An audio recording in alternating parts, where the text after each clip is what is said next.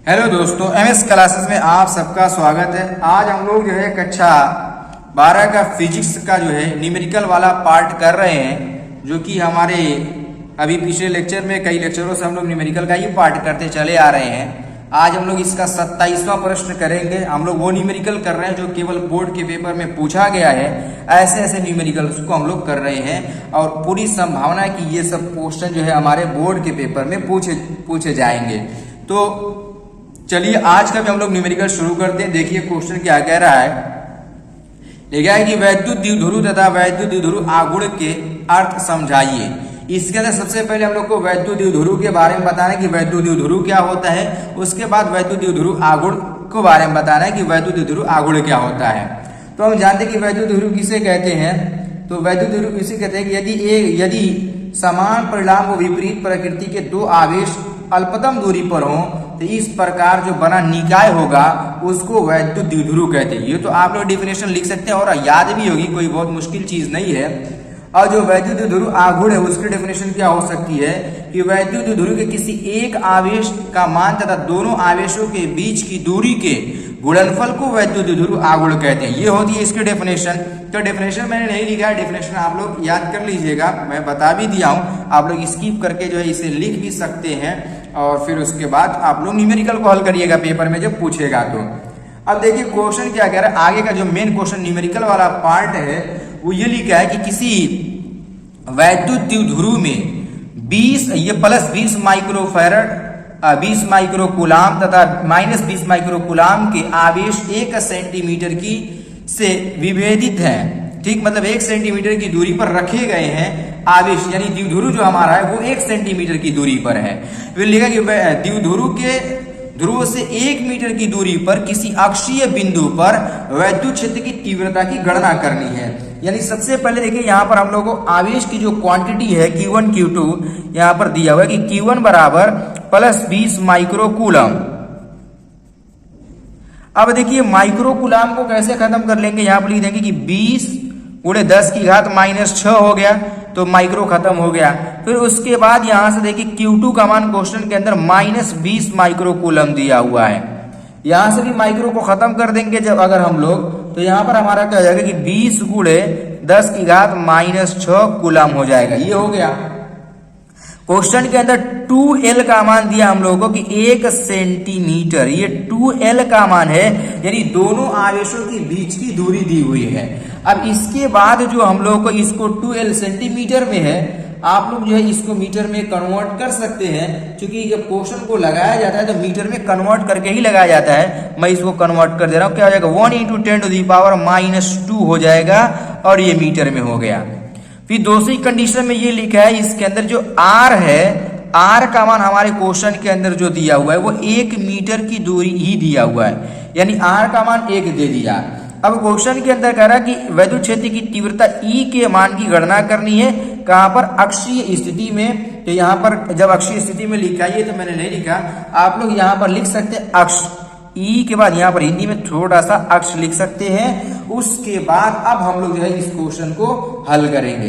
तो चलिए जो है क्वेश्चन को हल करते हैं। सबसे पहले इसका फॉर्मूला लिखेंगे। तो फॉर्मूला क्या होता है अक्षीय स्थिति के लिए कि E बराबर 1/4πε0 इंटू 2p के बटा में r³ होता है हमारा फॉर्मूला। ये हमारा फॉर्मूला होता है। अब देखो मैंने p का मान तो अलग से निकाला नहीं है, तो p का मान हम लोग यहीं पर मैं रख दे रहा हूं।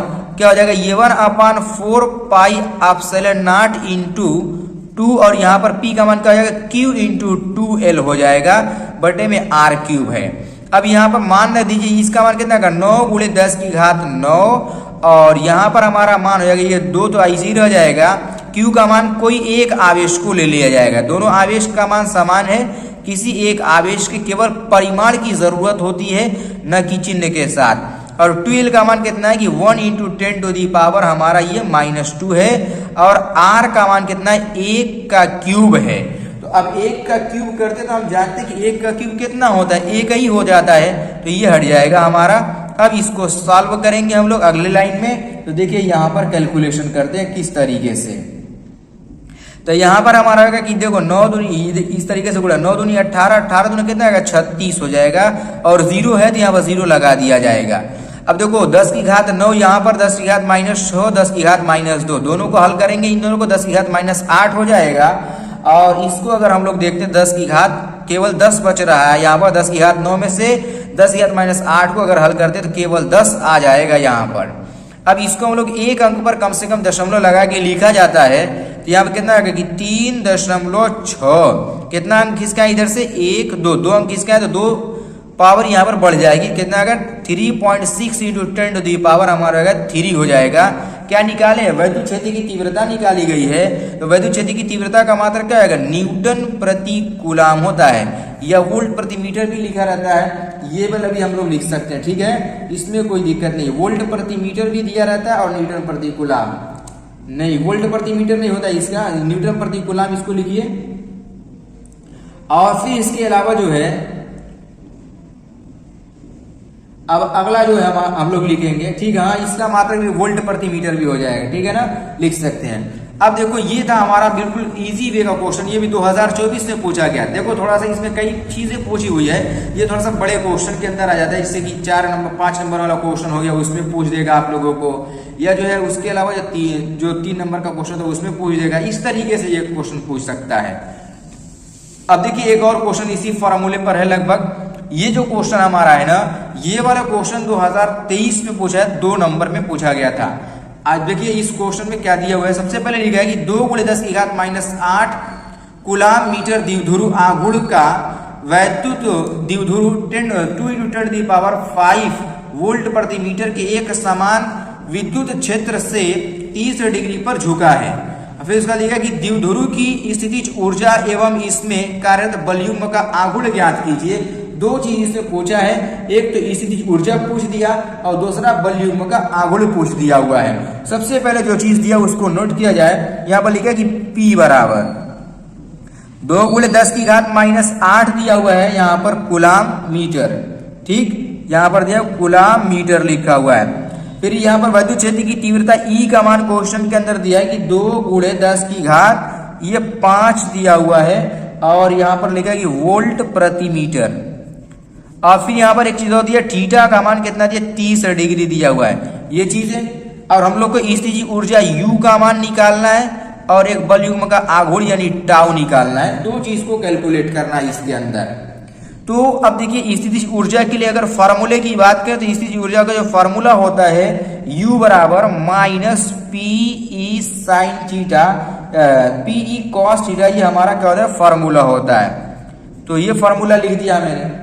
अब इसी पर जो हम लोग क्या करेंगे, मान रख देंगे, मान रखने के बाद तब हम इसे सॉल्व करेंगे।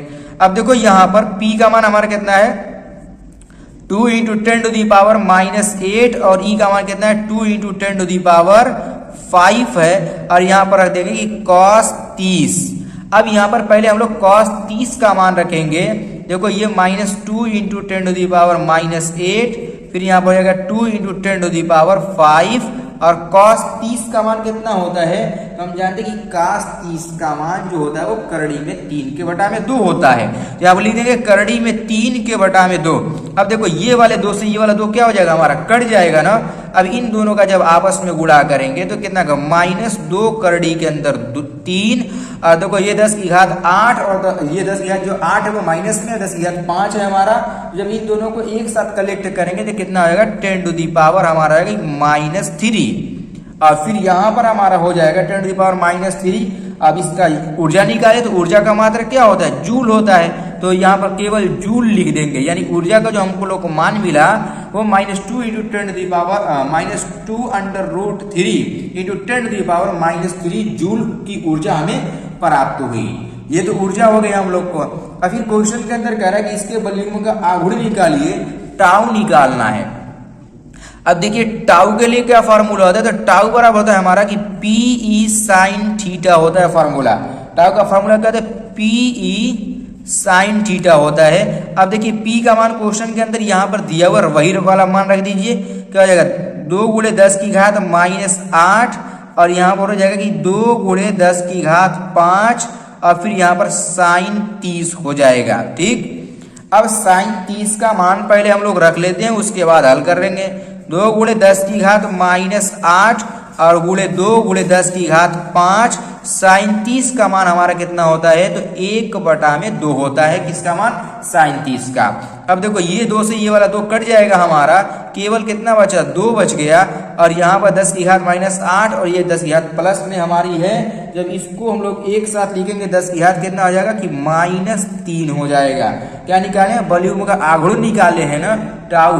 तो टाउ का मात्रक क्या होता है हमारा कि न्यूटन मीटर होता है। क्या होता है? न्यूटन मीटर होता है। यानी वॉल्यूम का जो आघूर्ण हो जाएगा हमारा 2 × 10⁻³ न्यूटन मीटर हो जाएगा। इस तरीके से इस क्वेश्चन को जो हम लोग लगाएंगे। तो उम्मीद है कि सारा क्वेश्चन आप लोग को समझ में आ गया होगा और अच्छी तरीके से समझने का आप लोग जो है प्रयास भी कर रहे होंगे। तो चलिए अब हम लोग जो है और आगे के क्वेश्चन को नेक्स्ट लेक्चर में करेंगे।